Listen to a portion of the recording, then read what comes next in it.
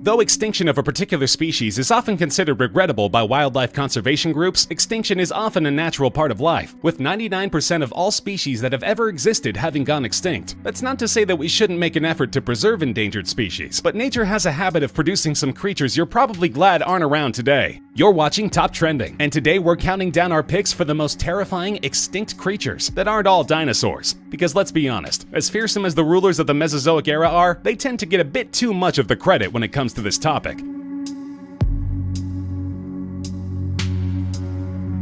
Let's start off with something absolutely horrifying: the Pulmonoscorpius, a giant scorpion. At first glance, it might look like an average scorpion with the usual claws and stinger on the tail, but make no mistake, this creature, whose name translates as lung scorpion, was just under a meter long. Its fossils were discovered in Scotland in 1994 and was named by Andrew Jerram. The lung scorpion likely killed its prey through use of the venom in its tail, and also likely has good vision due to its abnormally large eyes. Though not particularly well known, it's made an appearance in Ark Survival Evolved and Prehistoric Park, and is probably best suited to there as opposed to being alive in the present day. For number 11, we have the Kelenken, a genus of flightless predatory birds, more commonly known as terror birds. These are fairly recent when compared to some other entries on this list, having been around 15 million years ago in Argentina. With a skull that measured 28 inches in length, it had the largest head of any bird that we know of. The terror birds were incredibly large, reaching around the height of 10 feet, and would likely hunt by delivering tough, bone-shattering blows from its beak. Despite not a whole lot being known about the terror birds, the first skulls were discovered in 1999 near the village of Comayo in Argentina, and were only realized to be a part of a new genus several years after their discovery. At number 10, we have the Anthropleura, a type of prehistoric millipede that measured around 8.5 feet long. Similar to the Pulmonoscorpius, the Anthropleura gained its large size from the higher amount of partial oxygen pressure in the Earth's atmosphere at the time, because of the large terrestrial vertebrate predators on the planet. The Anthropleura is different from the other entries on this list due to it being the only exclusive herbivore, despite our earlier beliefs about them. We know that the millipede is an herbivore due to the lack of mouthparts preserved in the fossils. If it had been carnivorous, at least some would be present in the fossils. Still, the idea of a millipede measuring over 8 feet long is just unsettling, and definitely something I'm glad we don't have around today. For number 9, we have the Quetzalcoatlus. The Quetzalcoatlus is a genus of pterosaur and is one of the largest flying animals of all time. It comes from the same order as the pterodactyl, which might be surprising to some people given how well known the misconception that the pterodactyl is a dinosaur is, despite the animal not even sharing the same order as the dinosaur. Quetzalcoatlus fossils from 68 million years ago were first discovered in 1971 by one Douglas Lawson, and it was named as a species 4 years later. It's a terrifying creature, whose minimum wingspan is estimated to be around 36 to 39 feet, though earlier estimates placed this at being up to 68.9 feet. The weight estimates for the Quetzalcoatlus have been somewhat spotty, with earlier estimates pinning it down as low as 150 pounds, and more recent estimates bringing that estimate up to 550 pounds.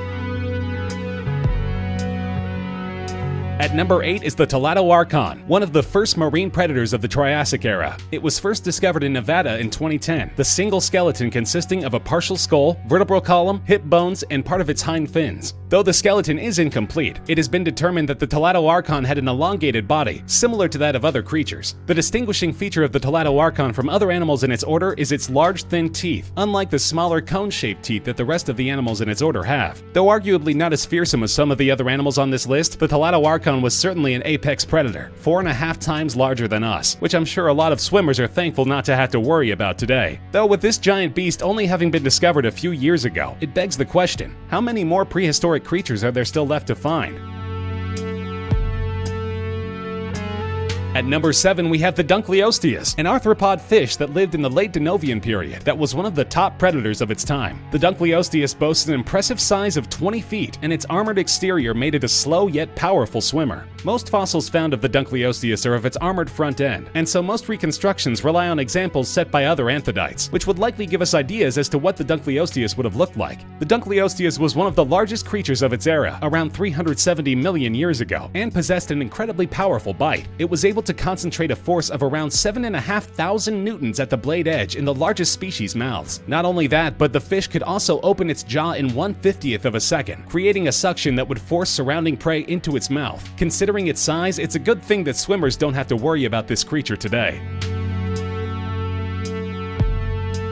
Number 6 on our list is Meganeura, giant arthropods, similar to dragonflies, that roamed the planet feeding on amphibians about 300 million years ago. They were one of the largest flying insects the Earth has ever seen, with giant wingspans of up to 25 inches. Meganeura were predatory, with their diet mainly consisting of other insects, and their fossils were first discovered in France in 1880. There have been multiple theories linked to how insects of the Carboniferous period were able to grow as large as the Meganeura, with a lack of predators and atmospheric density in relation to the insect's respiratory system both potentially being answers.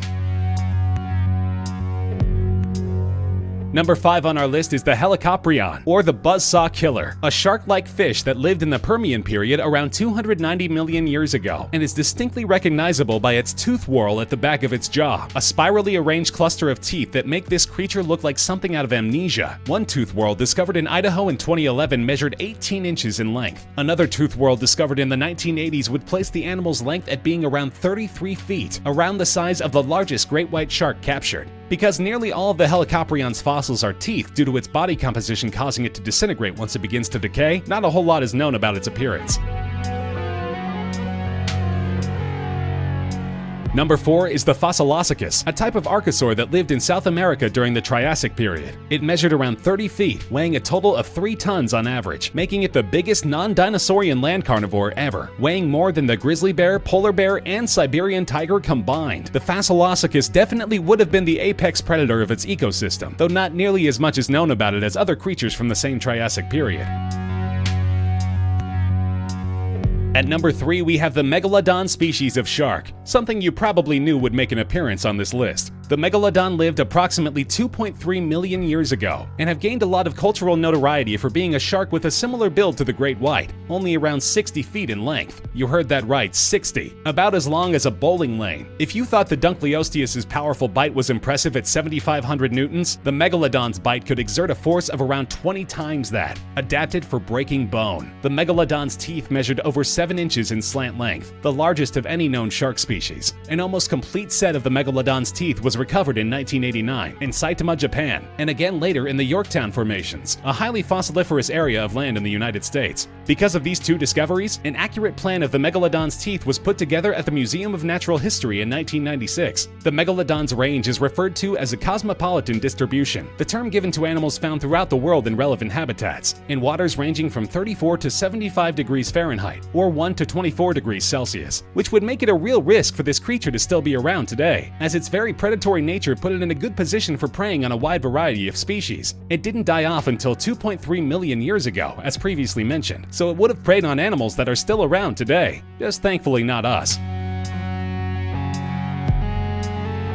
At number 2, we have Titanoboa, and fair warning, if you're afraid of snakes, this one might just be the worst on the list for you. Around 5 million years after the mass extinction event which caused the death of the dinosaurs, terrestrial life began to replenish itself on Earth, and one of the first genuses to pop up was the Titanoboa, a giant snake. Titanoboa was a genus of snake that used to live in present-day Colombia. This giant snake was over 40 feet in length and weighed 2,500 pounds. Because of its immense size, the snake would have found it difficult to move across land, so it mainly stuck to an aquatic environment, preying on fish and other aquatic creatures. You might assume from its name that the Titanoboa hunted like a boa constrictor would nowadays, but in reality its hunting style would have been quite similar to that of a crocodile, using its jaws in hunting. The Titanoboa would have lived in a very hot climate, as South America was a region that recovered fairly quickly from the cold climate caused by the dust from the meteor strike, and Colombia had an average temperature in the 90-degree Fahrenheit area, which is around the 30-degree Celsius area for people outside the US. And finally, the last entry on our list is the Liopleurodon, a genus of marine reptile that lived in the mid to late Jurassic period, 160 to 155 million years ago. The Liopleurodon first came into the mainstream eye whenever the BBC included it in their computer-animated documentary Walking with Dinosaurs, though this documentary contained an error that largely overestimated the size of the Liopleurodon body. Walking with Dinosaurs suggested that the creature might have been up to 80 feet long, though this was based on fragmentary remains. The Liopleurodon deservedly takes our #1 spot because of its impressive size of 20 to 30 feet, its wide jaw with rows of razor-sharp teeth, and its carnivorous nature. The fiercely territorial Liopleurodon would have used its nostrils to scan the water for potential prey to ambush, and use its 4 flippers, a common trait among all plesiosaurs, to propel its body toward that very prey. And that's our list. Did you agree? Disagree? Have any more suggestions for creatures we missed over the course of the video? Let us know in the comments section. We love hearing from you. If you enjoyed the video, feel free to like the video, share with friends, and subscribe to Top Trending for more regular countdown videos such as this one.